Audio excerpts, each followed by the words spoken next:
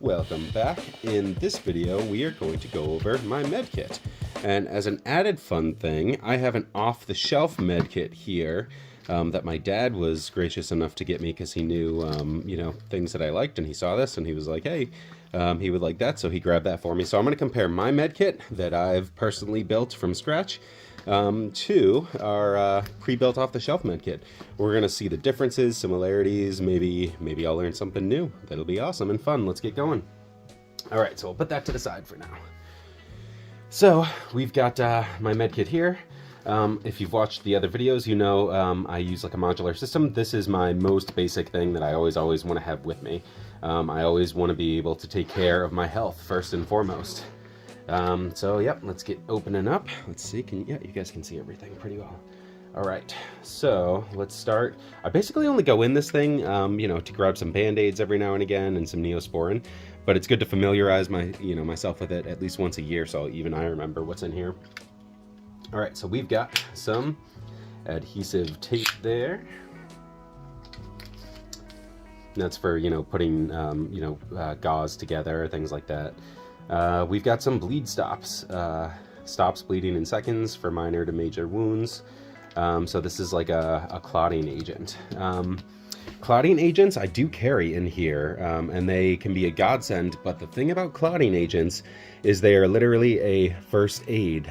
You need to get each and every bit of that agent out of your wound for it to properly heal without going septic on you. So anytime you use one of these, you need to go seek medical attention after you can, at the soonest convenience of yours. This is literally just to stop bleeding out wherever you are. It will require follow-up medical attention, but hey, I'd rather have it and use it and have it save my life, and then, any big incident like this, I'm gonna have a follow-up with the doctor regardless, you know what I mean? So what else do we got? This is my Band-Aids, a couple different assortments. I always get, or at least I always try to get the actual Band-Aid brand. I don't like the store brands because they're not as sticky. They just don't last the test of time. After 5-8 years, you pull it out and it's no longer sticky. The Band-Aid ones work, you know what I mean? So I just go with the Band-Aid brand. I also have some Benadryl in here as like a last resort for any sort of allergic reaction. I do have some nose strips in here, I think. Oh, little closures. Yeah, that's what those CVS ones are. All right, so we've got our Band-Aids there. Let's keep going. We've got some scissors in any major event. If you need to access, a wound, you want to get clothing out of the way nice and quick. They say the rule of thumb is once these are used once or twice, you're supposed to toss them and get a new set. They're cheap enough that it's not a big deal. They're kind of purpose-built for that. So the first couple cuts are going to be super quick and clean, but after that, you really should replace them so that way, you're getting your best use out of it. Okay, we've got a spare mask there. That one actually looks like it's got some dirt or something on it, so I'm just going to toss that and get a different one. Again, good to check every once in a while. Burn pad. All right, so if you have a burn of some sort, you can apply this to it. That's going to help remove some of the heat, protect you there. Sterile absorbent pad. So we got some sterile gauze type pads. We've got a like an Israeli Band-Aid. Oh no, I'm sorry, this is a tourniquet. We've got a tourniquet there. More quick clot. This is in a gauze form, so we've got two different forms there. Here's the Israeli bandage. This is also a quick wound dressing. Past that, oh man, this is some serious stuff. So this is for in the event of a gaping chest wound, where if you have a lung that's punctured, you always want them in sets of 2, and just in case there's an exit hole, an exit wound as well. So we've got those in there. Something that's not always in a med kit. A lot of this stuff. Okay, we got our Neosporin, we got our biting agent. Okay, we've got some tape. We've got more tape. We've got little dressing there. We've got a CPR mask, so I can give CPR without exposing myself to the other person. We've got more gloves. What else is in here? We've got some aspirin. I always try and keep baby aspirin in there in a quick, easy to go format. We've got some waterproof Band-Aids. I like the other cloth ones better, but hey, why not? We've got a lighter, just in case you need one for something. Like I said, it's almost redundancy because I've dropped everything else potentially, and then this might be my only thing I have on me, so I'll keep a lighter in there. Got another mask. We've got some more Band-Aids. These are some bigger Band-Aids, which are good for decent sized cuts. And then we've got some gauze. Looks like there was something on the outside, it's not on the inside, but we've got some gauze here. This gauze is cool because it's got a metally wire in there that you can x-ray. So basically, if they ever take an x-ray, they'll see if there was any gauze that somehow got left inside of a wound, again, to take it out, keep it from going septic. So that's just a cool gauze there. Got some eye drops, some more Benadryl, and looks like that's about it. I got some masks for children as well. Yep, and one more thing, I have got, this is old, I might even toss this, even though it seems like it's still safe, and the plastic's coming off, but the actual seal is still good. So this is a military skin decontamination packet, in case you get any sort of crazy chemicals on you. You can tear this and at least wipe it off. It'll help deactivate some of that stuff. But yeah, I might keep it in there. I don't know. I'm going to look into that. All right. So that is everything that is in my homemade, built from scratch med kit here. Let's take a look at the store-bought off the shelf med kit.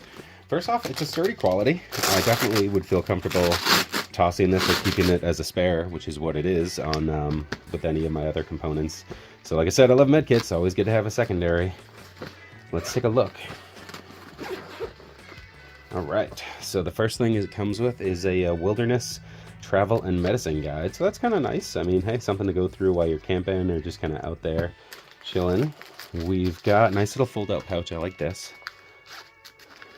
Okay, inside of here we've got all sorts of triple biotic ointment, sting and bite pad, sterile alcohol wipes, sting and bite pad, diaphin, extra strength, looks like aspirin, ibuprofen. Yep. What else we've got? We've got some kind of generic Band-Aids here. A couple different types, which is nice at least. So we've got a good assortment of little bandages, things like that. We've got a triangular bandage, a icy cold pack. We do have some quick clot in there. That's actually nice. And a trauma tourniquet, which is at least nice. That's nice. Nice there. What do we got here? Non-adhering dressings, huh? Okay, so these are like a sterile thing you can put over. We've also got a couple different types of gauze. And good. Oh, that's cool. A little like a finger splint or something. That's actually really nice. I like that. They've got a couple extra bobby pins in there, safety pins. They've got a smaller set of, shears to cut away clothing. I like mine bigger ones, definitely. Higher quality and easier to get my big hands in there. But so yeah, a syringe is always really good to actually flush things with water. So that's a nice handy thing too. They've got a little pair of tweezers in here, which is nice. We've got an emergency blanket. And looks like a pair of gloves. And then in this section, we've got tape and probably larger dressings. This is just like an advertisement for it. Wound closure strips, a trauma pad. Yeah, so we've got some more like larger dressings in here. Cool. Neat. They've got, this is to prevent like blisters and stuff like that. You could put it in your, where you have a bunion or a blister to prevent it from continuing. Okay, so some things I've learned that I was missing in mine. I definitely like having the syringe here, so that way you can clean a wound with fresh water if you've got it, sterile water. I usually skip on this stuff because it's heavy. The ice cold packs, things like that. I figure that's like not really gonna actually do any real good in a severe situation. I'd rather have the weight savings of not having this, but with little kids around, like keeping it in the car, this is something that could come in handy for a sprained ankle or something. So I'm not going to include this, but I'm just saying it's nice to have in the car. This is really cool, and I'm definitely going to try and snag this. This kind of splint that you can form just in case you need it for like a small appendage. That's awesome. So here, I'm going to put the stuff there that I really like. I'm impressed that they've got a little bit of quick clot in there. Again, if you ever use it, definitely seek medical attention after the fact to make sure you don't go septic. Trauma tourniquet. And yeah, pretty much everything else. And then, so I think my big 2 takeaways, well 3, because I don't actually have alcohol wipes in the other one, so I'm going to snag some of those too.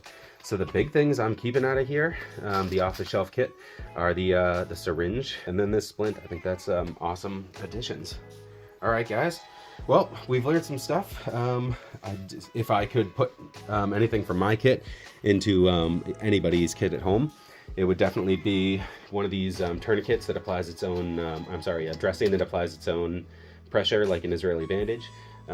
If you can, I always think it's awesome to have an, gaping chest wound, entry-exit wound protection, because of that, just better safe than sorry, especially for the size and weight of it.